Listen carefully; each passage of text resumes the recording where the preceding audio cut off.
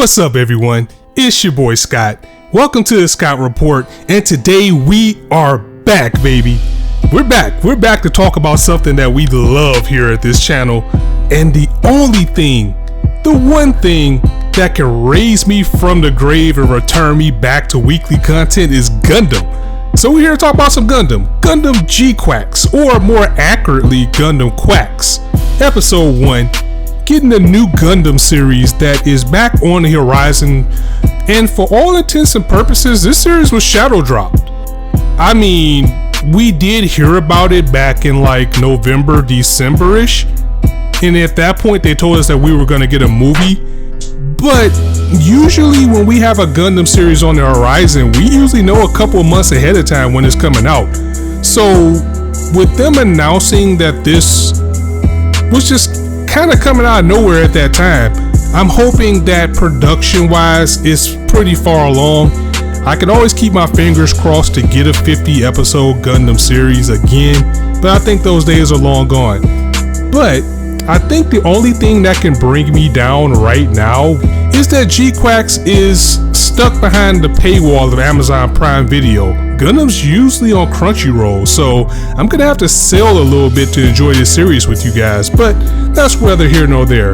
Again, as a running joke on the channel, I'm probably gonna say GQuuuuuuX even though it is accurately said Quacks in the show, so we'll go back and forth because you guys know what I mean, and that's like irrelevant, that's just having fun.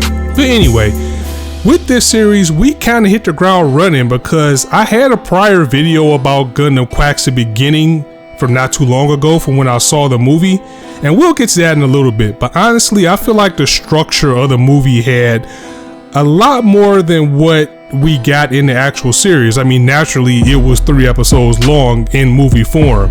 Apparently we will get to what I was most excited for you guys to see in the next episode, but I feel like narratively the story would have made more sense being told the way the movie did this, because after finishing this episode, seeing what we got in this episode and the preview for the next, the order was a little bit changed, and I won't get too far into it because of spoilers, but the decision to not get into why it was done the way it is, it kind of reminds me of what was done with Victory Gundam way back in the day, where the main Gundam wasn't supposed to show up for the first few episodes, but Bandai was like, no, fuck that, we need to sell kits. So it was pushed to kind of change the structure of how the story should have been. So we kind of get this with Gundam GQuuuuuuuX episode 1, and honestly I think it made the series feel a little bit off because it feels like they're throwing a lot at you for a first episode and they're not really letting you know what's going on. I mean, they do a good job with selling the mystery. Like if I was sitting down and watching this for the first time, if I knew nothing about Gundam, I would be pretty interested in this world, but at the same time they leave some big hints. It's a lot of things going around in the first episode that kind of makes me, as an old school Gundam fan, kind of look at this and say, okay, what are they trying to do here? Like if I was a person who didn't go see the movie, I would be left with questions, and I guess that's what they wanted. And I feel the same with at least this portion of GQuuuuuuuX. It just feels like something's missing and not being told to us, and the structure of that is intentional, but I think the way that it was done in the movie was a little bit more clean than what we're getting in the series. But that doesn't mean I didn't enjoy the episode. It was still amazing. If you guys checked out my video about going to see Gundam the beginning, I mean, I was just gushing about that thing the whole time, and I still feel the same way seeing this animated, even though if you were to look at this as a debut episode with zero knowledge of the movie, I feel like it still feels like this is something fresh and new, but also familiar at the same time. And I think the best thing I can say, like if I had to sell you guys on this series right now, I would say this is what if Gundam was made by Studio Trigger. No, seriously, I mean, I know we have Gurren Lagann, but if I can push my glasses up for a little bit, nah, that was Gainax, that wasn't Studio Trigger. So you know what I mean. It's like, what we have with Quacks here feels like a modern Trigger production, down to the look, feel, and the OST in the upbeat series that also has a little bit of darkness hidden that is just a blast to look at. Granted, the team involved here is a collaboration of Sunrise, Evangelion, and Fooly Cooly, and you feel the presence of all three, especially with the suits. The suits that we're seeing here have more of a humanoid or an Ava type feel to them, while the characters themselves look like they're pulled straight out of like a Trigger production, or even Fooly Cooly. Like some of like the change in pace, like a lot of the music, how some of the characters are and how they react. It feels like, it really does feel like a love letter and a mixture of all three of those series put into one. Even though it was coming for the first 3 episodes, I still left this premiere feeling very pleased, excited, and honestly ready to buy some kits, because when I first saw them like on the websites and everything, I was like, they look kind of ugly. But once I seen them in action, it just changed my perspective, and I feel like I dropped the ball now, because I should have got the Quacks while, you know, it was early now, but at the same time waiting, maybe more places have it available. But again, back to the story. Another thing where I was saying that this feels new but familiar, one thing I noticed is that there are Zaku's and Zeons running rampant in this entire episode. Like the Zeon and Zaku's and like the suits, they're actually serving as the military in this story, so something's going on. And it looks like Sunrise have once again found a way to reverse time and give us a story that's actually set in the Universal Century with a new coat of paint, as our episode kicks off with an iconic red Gundam attacking Zeon Zaku's. Wait, what? Why is a red Gundam attacking Zeon? Why is Char Aznable being name dropped? Shala Bull is staring me right in the face right now. Kycilia Zabi is just being mentioned. They're actually putting UC stuff in my face. There are legacy characters in this series. What the hell is going on here? This has to be a Universal Century series, right? But how? Because even though we are seeing all of this legacy stuff, there's still something new, something different about it, something unfamiliar. And from what we're seeing with Quacks, might just quench the thirst of a lot of fans who would like to see a lot of the older Gundam series being redone. We're seeing that with little hints, like we had the movie that came out about the lost episode of Gundam, and the name escapes me right now. Like, I am a Gundam encyclopedia, but I cannot remember the name. The one, Dorlan Island, I believe that, I think I butchered the name, but they did that, so we got to see like 0079, and here we are seeing more of the 0079 elements in a modern sense. Like, we're back to the colonies, we're back to Zaku's, we're back to size 6, and we're back to talking about space noise and new types and all these things that made the Universal Century what it is, but in a modern standard. So GQuuuuuuX is a Universal Century series. Although it seems to be an alternate timeline, the decision to stay with the numbered year convention makes this valid, because other shows in the alternate centuries, you know, usually don't have hints of Universal Century anywhere in it.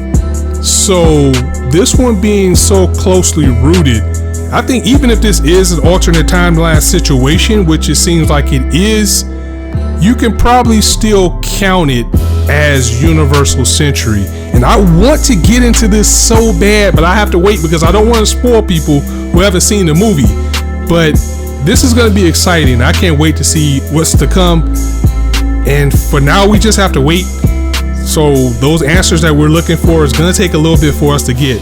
Instead, we are introduced to 2 leading characters. Now, we've learned from like the concept arts, we learned from the promo visuals that the female character, her name is Machu, the redhead. And looking at this character, like, if you just showed me this character and didn't tell me it was Gundam, I would think this was Studio Trigger. I mean, a lot of the characters that we're getting in this, they just have that same feel. So we're dealing with 2 characters here, one by the name of Machu, and then we have another one who looks like she's going to be more of the mischievous character. It looks like she is like an Uber delivery, and they have a chance to counter at the checkpoint. The delivery girl appears to be evading some people and bumps into Machu, thus breaking her phone in the bump. This small plot leads to an agreement of a buddying nature later on in the episode, because in a classic bait and switch, Machu notices that when she bumped into this girl, she was also left with a bottle key module to activate a mobile suit, which is why the other girl was on the run, because this device, having that in your possession, is illegal in this world. So why, you ask? Because this story also takes place on Side 6, a historic colony in the Gundam mythos. There's an illegal fighting ring going on called clan battles here. Think of it more like Fight Club or a Kumite, where you have people underground fighting for money. So this girl steals the key back from Machu one day. She kind of bumps into her and takes it back. And Machu doesn't let her off that easy though. She actually accompanies this girl to her delivery spot. And when we meet the underground club here, who is running these clan battles, or at least they're getting ready for the clan battles and part of this battle circuit, boy, these characters are pulled straight out of Trigger and Fooly Cooly. I mean, look at these guys. This is trademark Trigger with how these characters look, how they react, how they talk, how their interaction with each other, and I absolutely love it. Again, this is something I've always come on when we talk about Gundam. I want to see the war, I want to see the battles, I want to see the gray areas. But I love Trigger too, and I love Gurren Lagann, so I'm also getting that type of feel that this is gonna kind of go back and forth between, just like I said earlier in the video, being, happy-go-lucky, being a more upbeat series, but there is this war still going on. There's still a war brewing in the back, which is going to make things a little bit dark. On the Zeon side of things, in order to find out who is piloting this red Gundam, Bull sends out a new type by the name of Ensign Xavier in the Gundam GQuuuuuuX to confront it, as this is the only suit that has the power that could equal the red Gundam. However, he mentions that this is a real Gundam, and Xavier is vastly overpowered by the red Gundam, so it seems like perhaps maybe Gundams were mass produced somehow in this timeline, because even though it is in theory a Gundam, it is nothing like the red suit. Bull also mentions that Char Aznable used to be the pilot of this red suit, so I don't care if you're in an alternate universe or not, no one's ever going to be as great as Char. So if that's your opponent, if that's who you're trying to be like, you might as well pack it up, because it's not going to happen. But this is kind of where we kind of shift pace to where we're going with the series, and kind of the direction of what we're going to be looking at with QuuuuuuuX. Their battle sends them crashing from space into the underground of the colony, as Xavier struggles to unlock the potential of the QuuuuuuuX and complains that he needs the Omega Saimu to hang with the red Gundam in battle. The military police arrive, and this is where more of the classic Gundam strife comes in. The residents of the underground are refugees, and they're a lower class, and the military has absolutely no respect. They have no regard for these people. For them, they're just blatantly and carelessly destroying the city looking for the red Gundam, because fuck them, they're poor, right? And that's more of the classic Gundam and what you look at when you're looking at war. It's like true classism, it's gray areas. There's some people who are right, there's some people who are wrong, there's some people who kind of toe the line between, being right or wrong, and you can see their sides of things. It's even mentioned that the Zeon actually won the war here, and one of the characters say that, the Zeon won the war, but us space noise will never be free. That goes back to the absolute root of what, Gundam 0079, Zeta, Double Zeta, War in the Pocket, and a lot of the older UC stories was just this battle between the people and the inhabitants of Earth and the people who wanted to migrate into space, and just the friction and the classism and the classes and just the rift between them. And I'm glad to see that we're still going to have that type of narrative going on in the background, because if this is going to be a Universal Century series, it's absolutely essential that you have this type of thing going on in the war. Even though these people in the military police was absolute scumbags, it makes you want to root for the refugees even more. And it's going to be times where you're actually going to agree with Zeon too, because just because the Earth Federation or the Earth Federation doesn't always mean that they're right. So, see, this is where I have maybe my only gripe about the series as well, and it's not so much for me, but for someone new to the franchise. There are a lot of hints, Easter eggs, characters, and references to the original Gundam timeline in this episode, which will probably leave people with a lot of questions.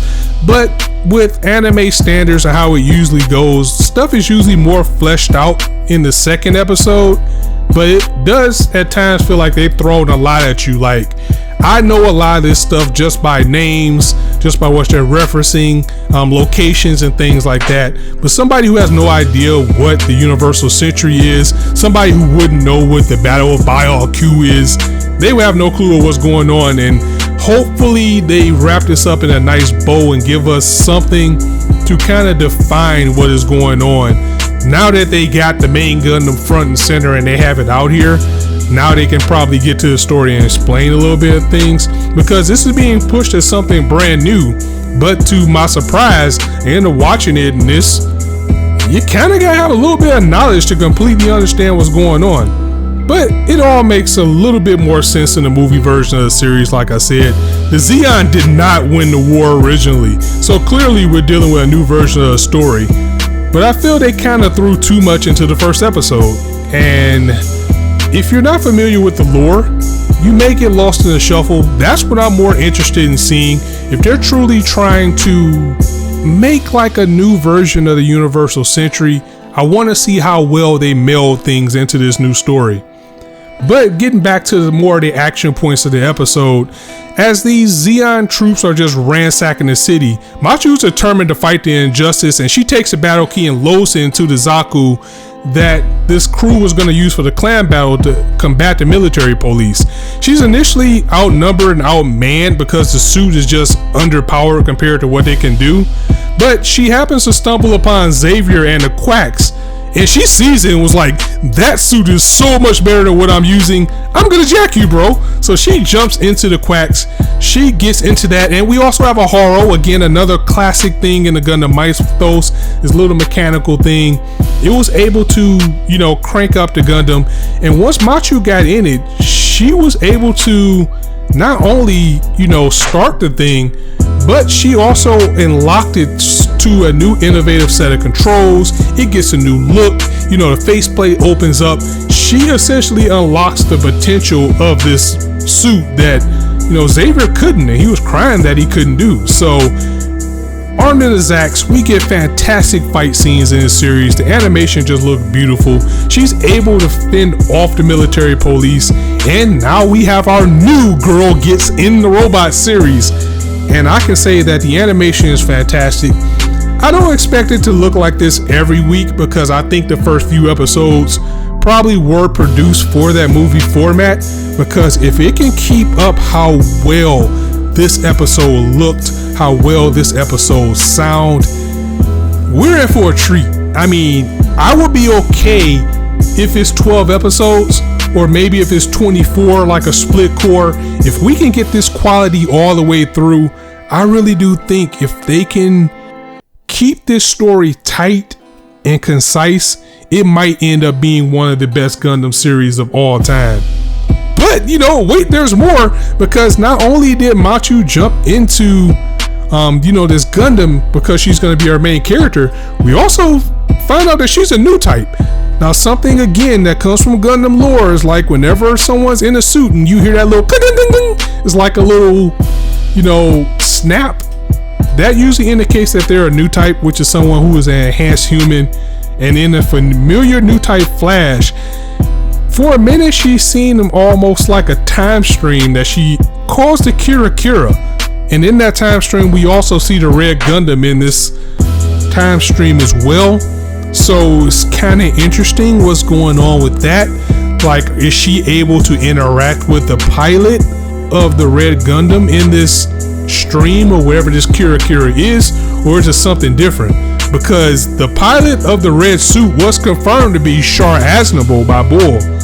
So there's that too. And again, I'm trying my best not to spoil so you guys can know. But I will tell you this, I'm excited for it. I don't know what it all means, because even this is something a little bit new for Gundam. But I will tell you, I saw the preview for next week, and it looks like we're getting that episode with Char Aznable, one of my all-time favorite Gundam characters. And was that the original Gundam? I mean, was that the original Granddaddy Gundam that we seen? Oh my God. Guys, I cannot wait to see what you guys think about next episode. But let me know what you thought about this episode. I gave you guys some of my thoughts, some of my theories. As far as the direction of the series or where it's going to go, I want to wait until next episode before I dive into it a little bit more. But overall, I do think that I feel like this is going to be a turn A situation, where no matter what happens, this might end up being actual Universal Century, which excites me because I love the Universal Century, so the more the better. So who's piloting this mysterious red Gundam? What's going on? Because we got legacy Universal Century characters running around. We got a brand new story. We got interesting characters. It feels dark and heavy just like Gundam, but at the same time it feels fun like a Trigger series. And that's all I need. So I'm gonna go ahead and get up out of here, guys. It feels good to be back. I do apologize, like the episodes air on Tuesday, but life be lifing. So most of the time these episode recaps are gonna come out on like Saturdays, Sundays. Please bear with me. I know I've gone back on my word before and said I'm gonna finish the series to the end, but I absolutely will finish this series. And to do that, I just need to be able to take more time to do it. So anyway, I'm gonna go ahead and get up out of here, guys. As I always say, you guys can be anywhere on YouTube right now, but you chose to listen to me. I really appreciate that, so thanks for stopping by. On that note, it's your boy Scott signing out. See you soon.